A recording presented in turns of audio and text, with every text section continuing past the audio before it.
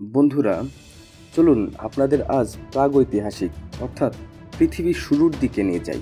তখন আদিম মানুষ দুটি শুকনো কাঠ ঘষে আগুন জ্বালাতেন। শুনতে অবাক লাগছে? তারা আমাদের পূর্বপুরুষ। এরপর সভ্যতার পরিবর্তনে আগুন জ্বালাবার জন্য এলো চকমকি পাথর। হাজার হাজার বছর ধরে চলে সেই পাথরের ব্যবহার। কিন্তু সমস্যা হলো, চকমকি পাথর দিয়ে শুধু আগুনের ফুলকিই তৈরি করা যেত, যা দিয়ে আগুন জ্বালানো খুবই কষ্টকর ছিল। মানুষ তখন চাইছিল এমন এক দাহ্য বস্তু যা সামান্য আগুনের ফুলকি পেলেই জ্বলে উঠবে। এর অবসান ঘটান হাউক উইংস নামক এক বিজ্ঞানী। তিনি 1680 সালে প্রথম নরম কাঠকে সরু করে চিরে কাঠি তৈরি করে একটু সহজভাবে আগুন জ্বালাবার পদ্ধতি আবিষ্কার করেন। তিনি প্রথমে কাঠের সেই কাঠিগুলোকে ভালোভাবে শুকিয়ে তাতে গন্ধকের প্রলেপ লাগিয়ে দেন। এর মাধ্যমে তিনি দেশলাই কাঠির প্রাচীন রূপ সৃষ্টি করলেন। এই কাঠি চকমকি পাথরে একটু ঠুকলেই জ্বলে উঠত। এরপর বহুদিন কেটে যাওয়ার পর 1805 সালে ইউরোপের চ্যান্সেল নামক এক বিজ্ঞানী আরও আধুনিক কাঠির আবিষ্কার করে ফেলেন। তিনি পাতলা কাঠির মাথায় পটাশিয়াম ক্লোরেট ও চিনির আঠালো মিশ্রণ লাগিয়ে দেন। এরপর সেই কাঠিকে ঘন সালফিউরিক অ্যাসিডের দ্রবণে ডুবিয়ে আগুন জ্বালালেন। কিন্তু বিপত্তি হলো, ঘন সালফিউরিক অ্যাসিড খুবই বিপজ্জনক। তাই আরও সহজ ও নিরাপদভাবে আগুন জ্বালানোর উপায় ভাবতে লাগলেন বিজ্ঞানীরা। 1837 সালে ওয়াকার নামক এক বিজ্ঞানী ভাবলেন, দুটি বস্তুর ঘর্ষণে অণুর গতি বৃদ্ধির জন্যই তাপ উৎপন্ন হয়।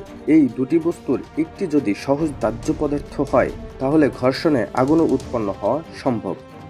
এই ভাবনা থেকেই তিনি কাঠির মাথায় antimony sulphide, potassium chlorate, potassium dichromate, red lead ও গদের আঠা একসাথে মিশিয়ে লাগিয়ে দেন, যা 2-4 বার ঘষতেই জ্বলে উঠল আগুন।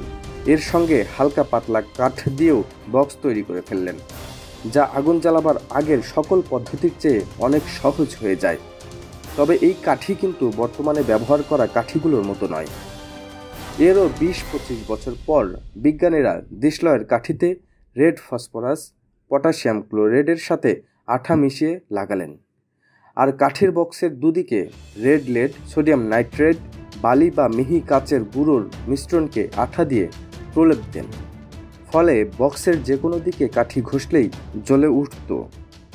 এরপর কাঠি যাতে সহজে ফু দিলে নিভে যায় এবং নিভে যাওয়ার সঙ্গে সঙ্গে একেবারে ছাই হয়ে যায়, তার জন্য কাঠিতে সোহাগার দ্রবণ বা অ্যামোনিয়াম ফসফেটের দ্রবণে ডুবিয়ে শুষ্ক করা হয়। বর্তমানে উন্নত দেশে নরম কাঠের পরিবর্তে শক্ত কাগজকে কাঠি হিসেবে ব্যবহার করা হচ্ছে। কাঠিটি এরকম প্লাস্টিকের মধ্যে ডুবিয়ে রাখলে পানিতে ভিজে গেলেও জ্বলতে অসুবিধা হয় না। আর এভাবেই আবিষ্কার হয় বর্তমানের ম্যাচ বা দেশলাই। বন্ধুরা, এমন আবিষ্কার নিয়ে আমরা আরও ভিডিও নিয়ে আসছি। এজন্য আমাদের চ্যানেলটি সাবস্ক্রাইব করুন, মতামত জানাতে লাইক দিন, কমেন্টস করুন। ধন্যবাদ।